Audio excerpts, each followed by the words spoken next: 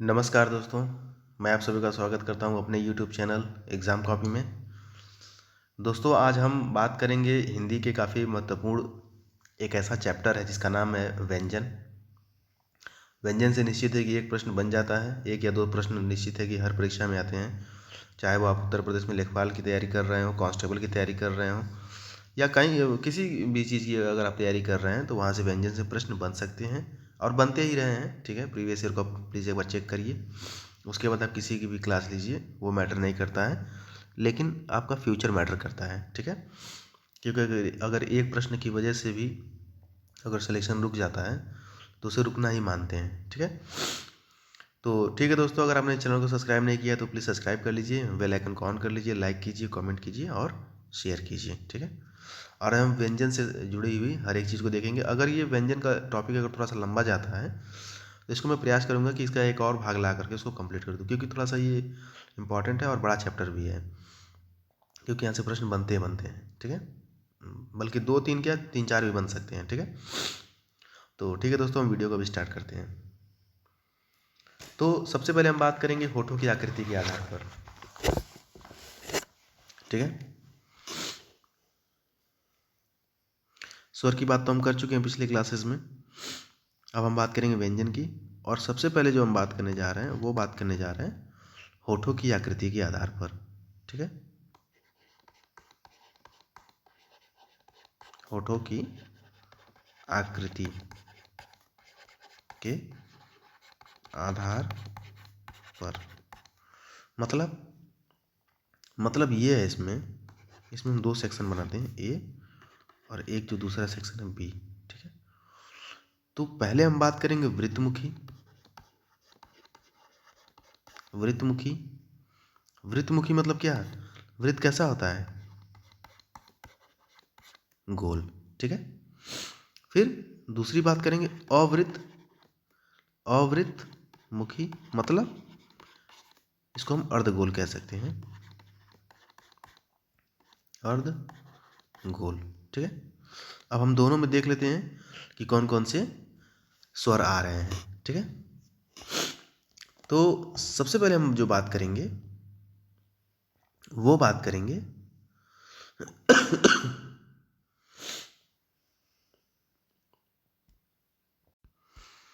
तो इसमें जो स्वर जो आएंगे वो आएंगे आपके वृत्तमुखी में। आपका आएगा उ,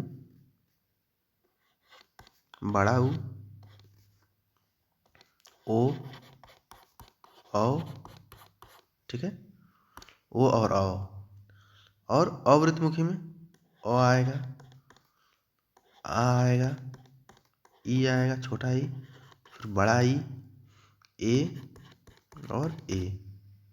ठीक है, अच्छा, तो ये हमारे स्वर हो गए होठों की आकृति के आधार पर। ठीक है, अच्छा, अब आगे हम देखते हैं कि क्या चीज़ है। अभी हम बात करें स्वर की, इस चीज़ को याद रखिएगा दोस्तों। ये हम बात करें अभी स्वर की, व्यंजन अभी इसके आगे तुरंत स्टार्ट हो जाएगा। ठीक है,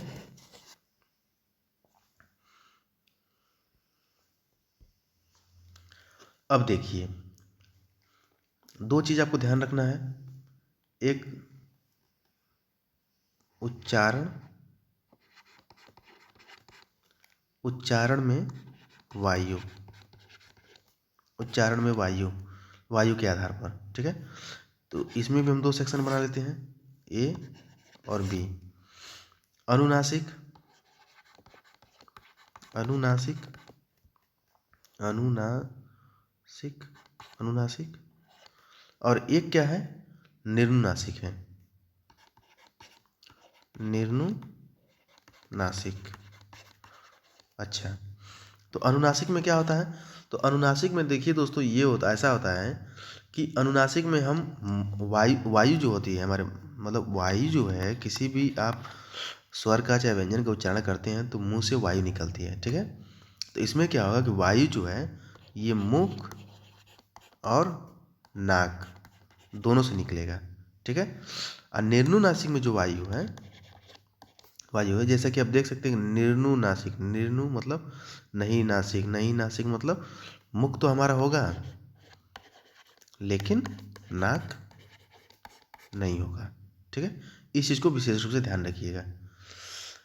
तो अनुनासिक में क्या होता है, जैसे ऊपर आप चंद्र बिंदु लगा दें ऐसे, जैसे नहीं कहते हम लोग चंद्र चंद्र, तो देखिए मुंह और नाक दोनों से वायु निकल रही है।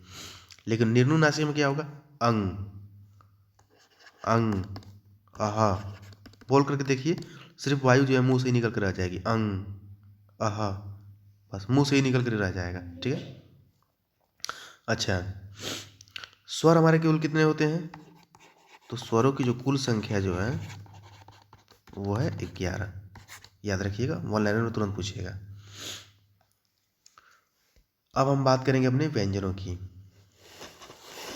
ठीक है, अब हम बात करने जा रहे हैं व्यंजन की। एक मिनट पहले मैं आपको मात्रा बता दूं, स्वरों की जो मात्राएं होती हैं, स्वर की मात्राएं मात्राएं ठीक है, एक अ हो गया, आ हो गया, ई हो गया, बड़ी हो गया, ठीक है, ऊ हो गया, बड़ा ऊ हो गया, री हो गया। अच्छा, फिर ए हो गया, ऐ हो गया, ओ हो गया और औ हो गया। इनकी मात्राएं क्या होती हैं, एक मिनट।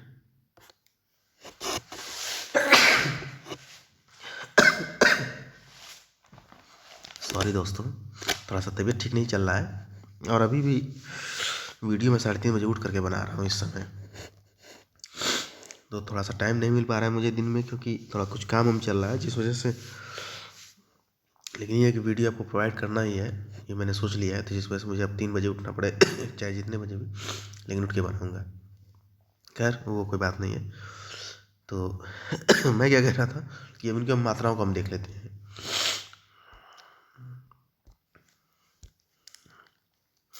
तो आपको ये ध्यान रखना है कि ये अ जो है ये अमात्रिक होता है। अमात्रिक मतलब, अमात्रिक का मतलब इसमें मात्रा नहीं होती है। ठीक है, लेकिन आगे जब बात करेंगे तो इसमें ये वाली मात्रा आ जाएगी, समझ रहे हैं। ये छोटी, ये बड़ी, ये ऊ, छोटा ऊ, ये बड़ा ऊ की मात्रा है और ये री की मात्रा है। ये हमारा, एक मिनट, ये ऐसे, ठीक है, ये ए की मात्रा, ये ए की मात्रा, ये ओ की मात्रा और ये औ की मात्रा, हो गया। ठीक, यहाँ से एक प्रश्न बनता है, इन चीज़ों को तो आपको याद रखना ही रखना है, इसको भी याद रखिएगा। ये अ जो होता है अमात्रिक होता है। यहाँ से एक प्रश्न पूछा जाता है, इस चीज़ को ध्यान रखिएगा कि सभी जो स्वर होते हैं, सभी स्वर ये सघोष होते हैं। सभी स्वर क्या होते हैं, सघोष होते हैं। इस चीज़ को ध्यान रखिएगा। अब हम व्यंजन को हम शुरू करने जा रहे हैं। व्यंजन, यहाँ से हमारा व्यंजन शुरू हो गया।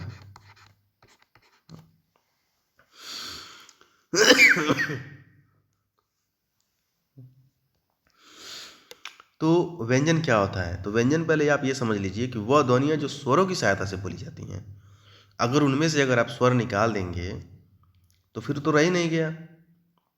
समझ रहे हैं आप, क्यों, क्योंकि जितने भी व्यंजन होंगे उनको हम स्वरों की सहायता से ही बोलेंगे। ठीक है, अदरवाइज वो नहीं बोल पाएंगे, उच्चारण संभव नहीं है। जैसे मान लीजिए कि कोई भी व्यंजन है क, जैसे मान लीजिए क, ठीक है, तो इसमें से अगर हम स्वर अगर हटा देंगे, ठीक है, तो ये क्या हो जाएगा, क, ऐसे हो गया ये। क्यों, क्योंकि हमने ये जो स्वर जो था इसमें से अ की जो मात्रा थी उसको हमने हटा दिया। ओके, अच्छा, तो ये 2 पॉइंट है, इसको समझ लीजिए कि शुद्ध जो व्यंजन होते हैं, शुद्ध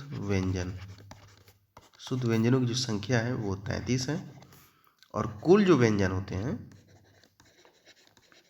कुल व्यंजन उनकी संख्या 39 है। एक चीज़ का विशेष रूप से ध्यान रखिएगा कि जब भी हम बात करेंगे शुद्ध की, तो शुद्ध की संख्या आप समझ सकते हैं कि कम ही होता है। कहीं पर किसी भी चीज़ को आप देख लीजिए, जैसे नहीं कहते हैं कि ये 10 लोगों में से 8 लोग जो हैं बहुत बढ़िया हैं, एकदम शुद्ध लोग हैं, तो उनकी संख्या क्यों कम हो गई? क्योंकि जो बढ़िया चीज़ होता है ना थोड़ा कम होता है। ऐसे याद रखिएगा कि शुद्ध व्यंजन 33 होंगे और कुल व्यंजन जो होगा तो उसमें 39 हो जाएगा। ठीक है। अच्छा,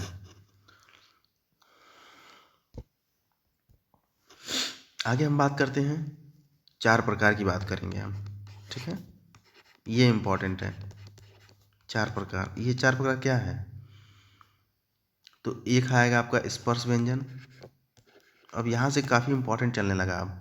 ठीक है, इंपॉर्टेंट तो खैर ये पूरा चैप्टर ही है, लेकिन जो मोस्ट इंपॉर्टेंट होगा उस पर मैं थोड़ा सा ज़्यादा फोकस करूँगा, आपको ज़्यादा बताऊँगा। 1 मिनट रुक जाइए।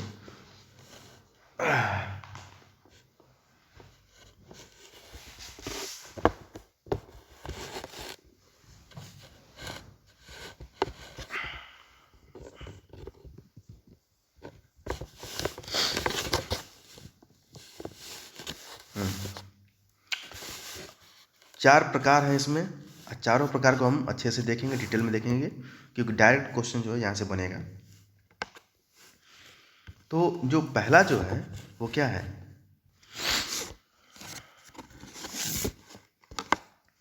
पहला जो है वो है स्पर्श व्यंजन। तो स्पर्श व्यंजन यानी कि वायु जो है वो मुख स्थान को छूकर छूती हो। ठीक है, वायु जो होगी, ठीक है, वायु, 1 मिनट, वायु, वायु मुख स्थान को छूती हो। ठीक है, इसमें कितने, इनकी संख्या कितनी है? 25। कहाँ से कहाँ तक आते हैं ये? तो साहब ये आते हैं क से लेकर के म तक। गिन करके देख लीजिएगा, 25 ही होंगे, क्योंकि क से अंग तक 5, फिर च से इ तक 5। ठीक है, फिर ऐसे करते करते म तक जब जाएंगे आप, तो आपको यहाँ इनकी संख्या कितनी मिल जाएगी? आपको 25 मिल जाएगी। संख्या को ध्यान रखिएगा। ठीक है, कि स्पर्श व्यंजन की संख्या कितनी है? तो स्पर्श व्यंजन की जो संख्या है वो है, स्पर्श व्यंजन की संख्या जो है वो है 25। और ये कहाँ से कहाँ तक आते हैं? तो क से लेकर के म तक आते हैं। अच्छा, ये हमारा पहला हो गया। 4 प्रकार की बात की है ना, तो ये पहला हो गया। दूसरा क्या है? तो दूसरा है अंतस्थ व्यंजन। अंतस्थ, अंतस्थ व्यंजन। अच्छा, ये कौन कौन से हैं? अभी देखिए, सब एकदम डायरेक्ट क्वेश्चन पूछे जाते हैं, प्लीज़ आपको नोट करते चलिए, याद करते चलिए। ठीक है, अंतस्थ व्यंजन। अंतस्थ व्यंजन में क्या आएगा? य, र, ल, व। कितनी संख्या है? 4। तीसरा देखते हैं, तीसरा आएगा ऊष्म व्यंजन। ऊष्म व्यंजन क्या है? श, श, ठीक है, बड़ा स, मूर्धन्य स, छोटा स और हल वाला ह। कितनी संख्या है? तो 4। चौथा देखते हैं, संयुक्त व्यंजन।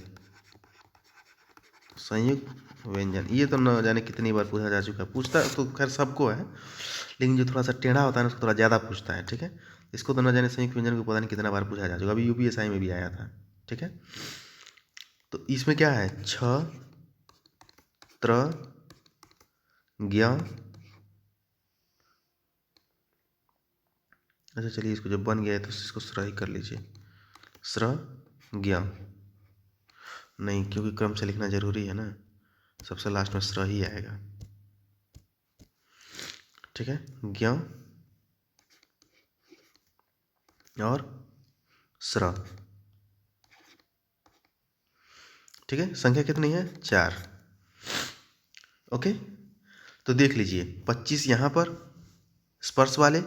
ठीक है, 25 यहाँ पर आपके आ गए,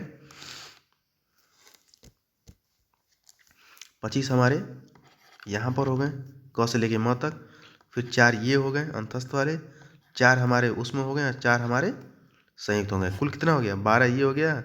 अब 12 25 कितना हो गया? 37। 37। लेकिन सर हमने तो सुन रखा है कि इनकी जो संख्या जो होती है व्यंजनों की वो 39 होती है।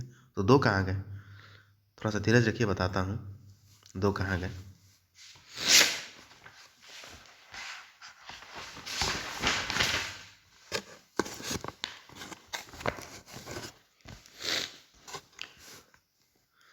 हमारा ये 37 हो चुका है, ठीक है। और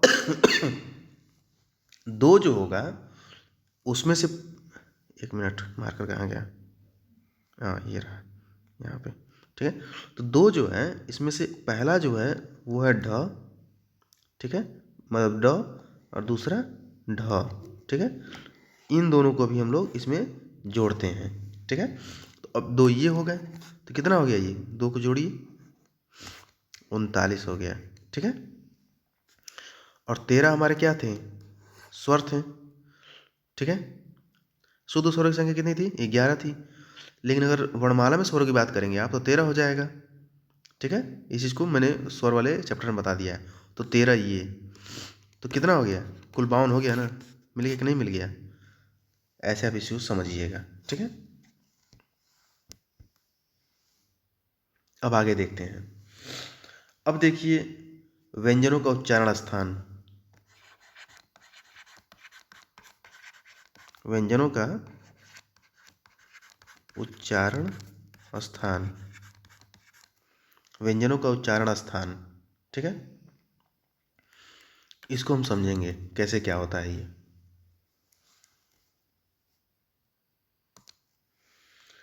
तो पहले हम बात करेंगे स्पर्श का, ठीक है। स्पर्श, स्पर्श तो 25 था ना। अब इसको मैं पूरा खोलने जा रहा हूँ एकदम डिटेल में। तो पहले आप लिखिए क, ख, ग, घ, अंग, ठीक है। फिर च, छ, ज, च, छ, ज, झ, या। फिर ट, ठ, ड, ढ, अड़ा। फिर त, थ, द, ध, न, ठीक है। फिर प, फ, ब, भ, प, फ, ब, भ, म हो गया। तो देखिए 5 यहाँ से हमको मिल गया, 5 यहाँ से हमको मिल गया, ठीक है। 5 यहाँ से, 5 यहाँ से, और 5 ही यहाँ से। कुल कितने हो गए? 25 हो गए।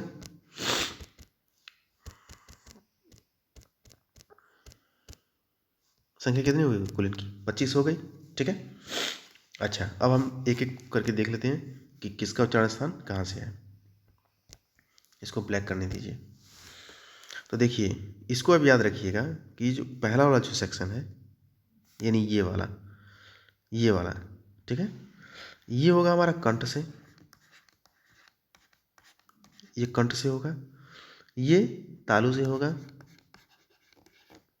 च वाला, ठीक है। फिर ट, ठ, ड कहाँ से होगा? मूर्धा से, मूर्धन्य, ठीक है। फिर त, थ, द, ध, न ये कहाँ से होगा? ये दंत से होगा, यानी कि दांत से।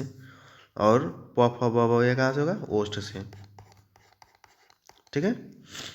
तो देखिए कंठ को आप के कह दीजिए, तालु को आप टी कह दीजिए, मूर्धा को आप एम कह दीजिए, दंत को आप डी कह दीजिए, और ओ को आप ओष्ठ कह दीजिए।